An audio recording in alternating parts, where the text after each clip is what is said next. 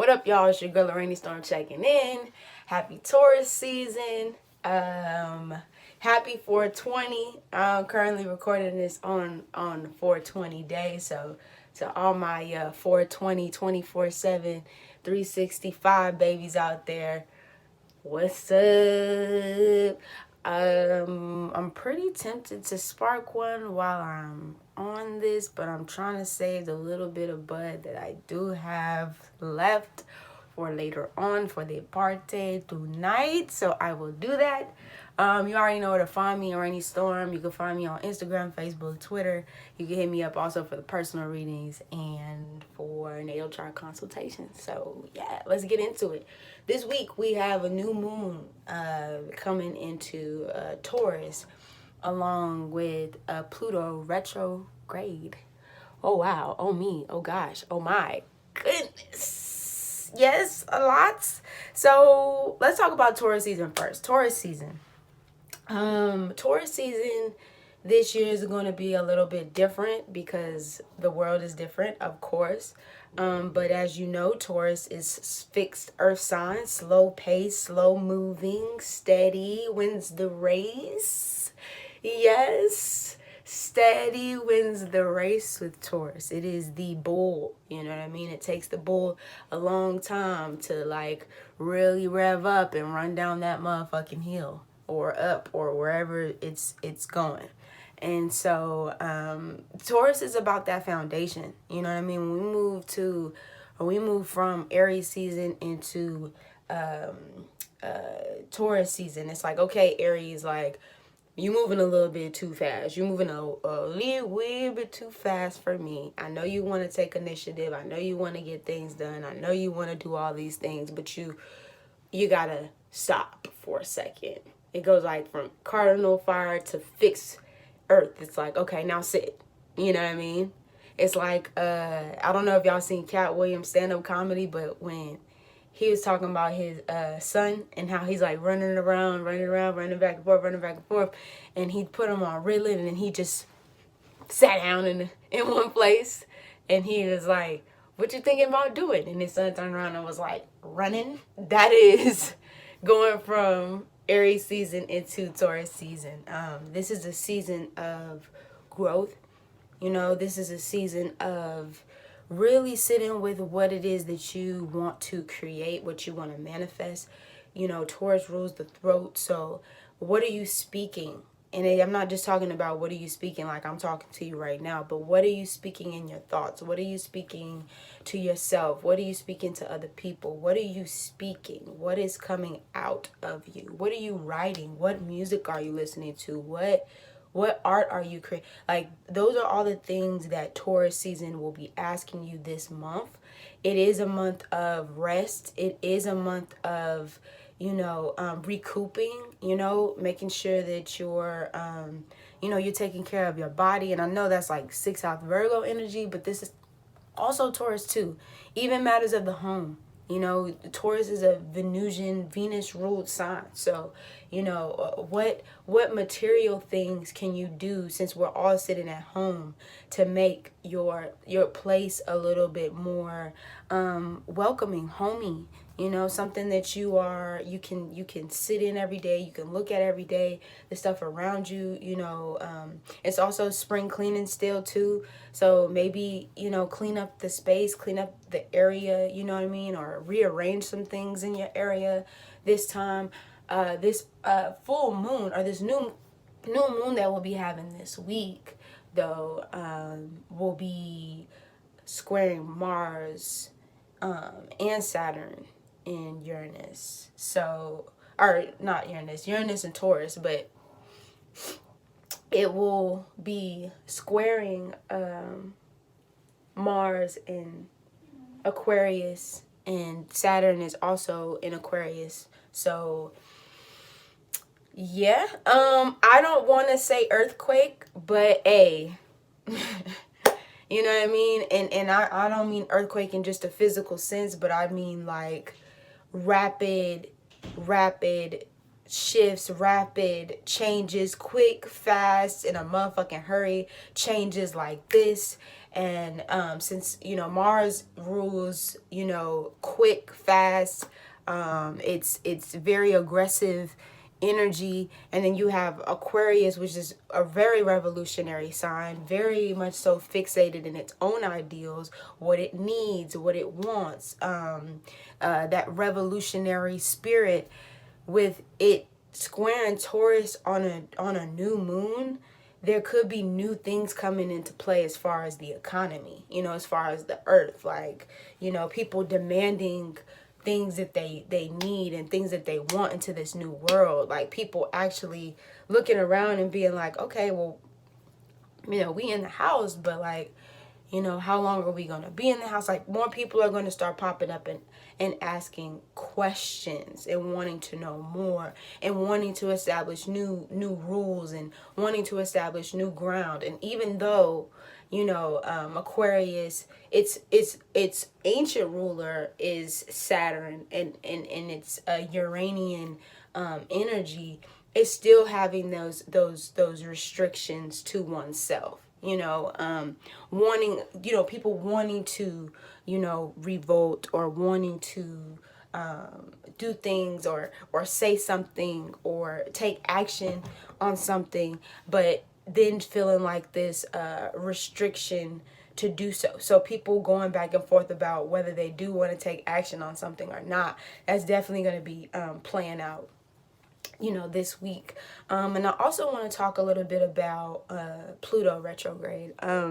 With all this energy combined together, especially with Venus and Gemini right now, like, as a collective, especially my Pluto Scorpio generation people, like, you know, Pluto, and then when you have Pluto Capricorn, you know, in a retrograde, it's literally like us literally having to go through the shadow side of our restrictions, you know, like, what, because Pluto is it's that Phoenix energy, right? So it's like going through that death cycle, going through that death process, you know, and coming out into the ashes anew, which won't be in towards the you know, fall season. So it's like, what have you been doing? What things have you been doing, especially since it sits in Capricorn? And what does Capricorn represent? I mean, the biggest thing that's coming to my mind right now is restrictions. Where in your life have you been restricting yourself?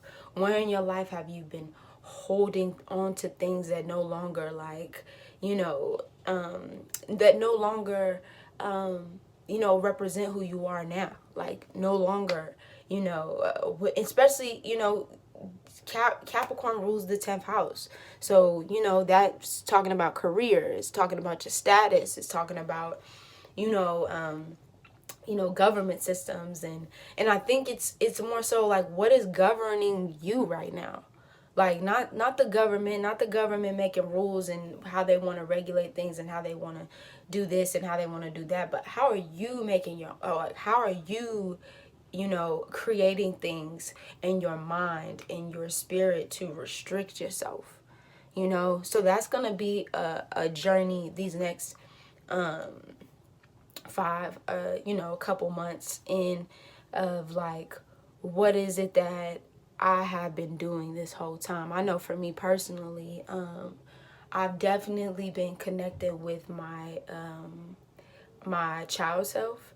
And also, I wanted to mention too, since Capricorn does rule the father, a lot of this energy too is going to be, and not just the father, but just that masculine. Even though it's a feminine energy, it still has like that very masculine, you know, Cancer being the mama and, you know, Capricorn being the daddy. But, you know, just that providing and you know, making sure the work is done and making sure things are structured and things like that. That's going to be coming up a lot too. So, you know, money, you know, your relationships to money, and your relationship to all sorts of things, especially with the North Node, opposing Cancer, this North Node in Cancer. So it's like, you know, what imbalances have you had with, you know, this Cancer Capricorn dynamic? And so what I was saying for me is I've even noticed for me, I've been looking back into my past and realizing like places where I might have been a victim, if I'm gonna be really honest, like where I've held this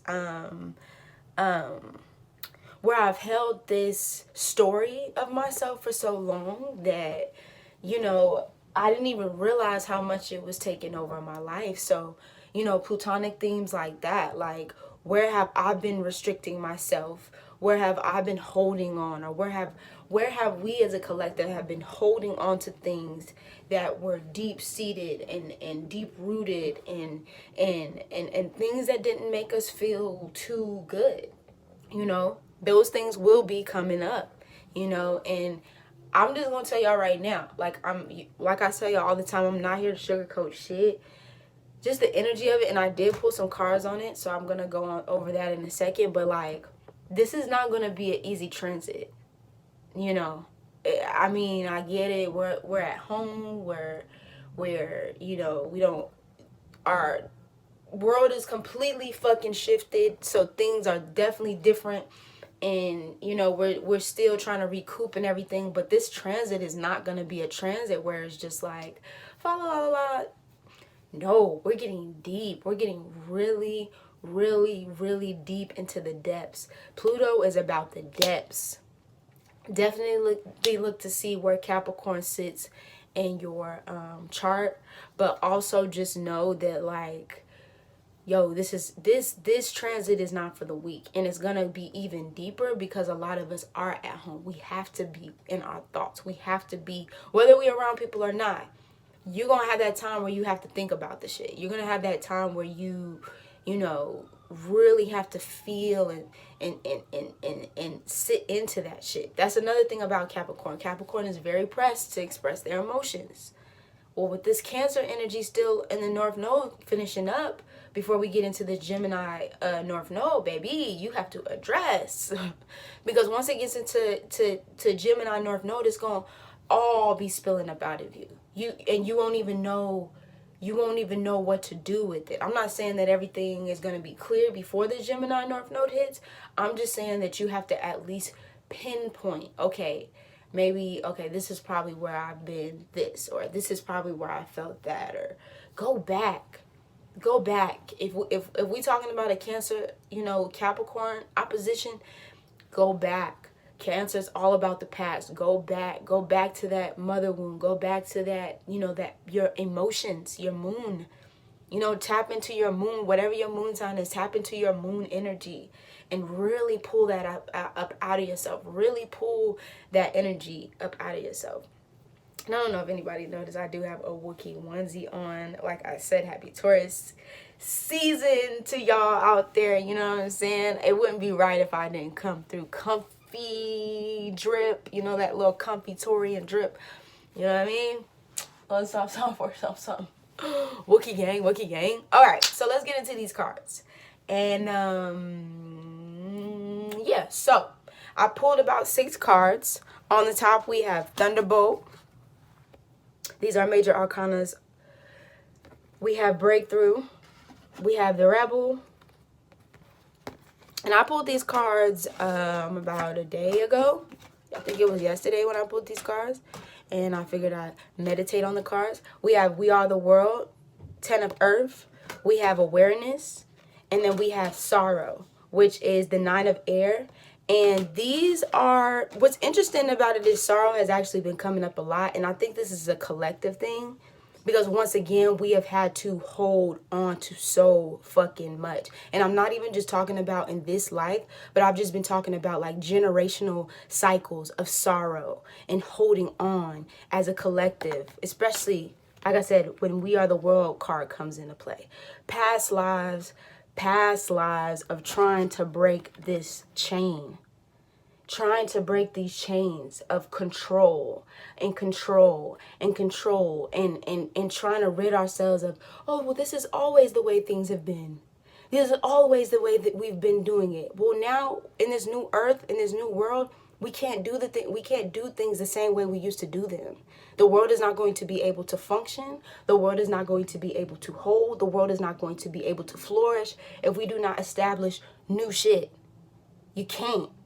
Like, and as scary as it might be for all of us, real talk, like, as unpredictable as it might be for all of us, life is fucking unpredictable. It is. It really, truly is. And honestly, as crazy as it is, it's a beautiful thing. I also want to mention awareness. And also I want to say that We Are the World, awareness, and sorrow are all in reverse. So, and then the top major arcanas, Thunderbolt, Breakthrough, and the Rebel are all, you know, doing their thing. This awareness card, I just want y'all to see this card, because if you look real closely, it's a baby Buddha in this bitch. Look at that. That is baby Buddha. That is the source. When we talk about that Capricorn, you know, this retrograde that's coming up, this Pluto Capricorn retrograde, this is what we need to be getting back to. That Buddha, that baby Buddha that's been in here, that's been like watching you, that's been, you know, with you, that's been wanting to talk to you. Where are you restricted? That's asking you, like, why have you been holding me back? Like, why have you been holding me back? I've been here this whole time. Like, I've been with you, but you're not letting me come through, you know? So clearing the sorrow, clearing that sorrow of our past, you know, really, really getting into those things that have triggered, you know what I mean? Like, Pluto is a trigger ass motherfucking, look at your Capricorn triggers, nigga. Like, where is that triggering you? You know, and even Cancer. I know Cancer is not really in this right now, but it is in this because we're clearing. When you get to the last degrees of Cancer in the North Node, that is like when that shit all rushes out. Because, you know, Cancer, you know, it can hold and hold and hold. It's the water. It can hold and hold and hold. But when you get to the end of it, when you push a Cancer up against the wall, when you push a Cancer up against the wall, that is the last degrees of Cancerian energy. So it's all going to come spilling out. And I just want to say, for those of y'all that out there that's like, well, I'm not trying to be, I'm going to tell you right now, regardless if you want it to come out or not, it's going to come out. Let's just be real. Like, let's just be real. You know, running away from the emotions, running away from this breakthrough, running away from this thunderbolt. Like, you're not doing anything to nobody but yourself at this point. Cause there's nobody around you anymore that you can really put the blame on. Really. That's why we feel this in reverse. Because this is something that we haven't dealt with as a collective. Like, all those things, pull it up with no attachments. Gemini is going to show you how to pull things up with no attachments. Yes, Gemini can feel. Yes, they definitely can feel, but even Aquarius, that air energy, pulling things up without attachment. Just being like, yes, I went through this shit. Yes, this shit was fucked up. But what happened in that point? What happened in that place that has made me who I am in today? You feel what I'm saying? So, you know what I mean? I'm not trying to scare nobody. You know what I mean? I'm not trying to, you know, I just want to give it to y'all real, and I want to give it to y'all straight. These next couple months will not be easy, especially when it comes to your emotional depths. Them bitches is going to be coming at you in waves. This is not a game. This is real. This is very real, you know, and I just want you to be aware that it's happening simultaneously as I'm speaking to you right now, and there's no running from it. There's no running from it. So do whatever it is that you need to do to clear it. You know, we do have Venus in Gemini, so it does give us a good way, or a good sense of fun, and it gives us a good sense of play, and not to take things so fucking serious all the goddamn time. You know what I mean? Like, it gives you a healthy dosage, a healthy balance of like, okay, well, I could try this. Well, maybe if this is not working for me, or if I feel like this, or if I'm feeling like this, well, maybe I could do it this way.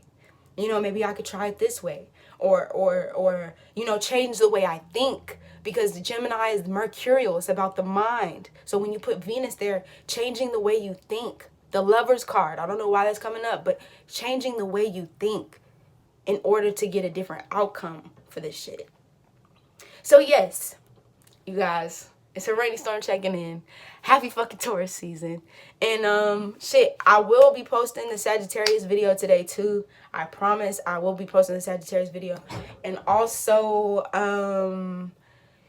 is it anything else? Oh, follow me. Follow me on Facebook. Follow me on Instagram. Follow me on Twitter. And shit, I think that's about it.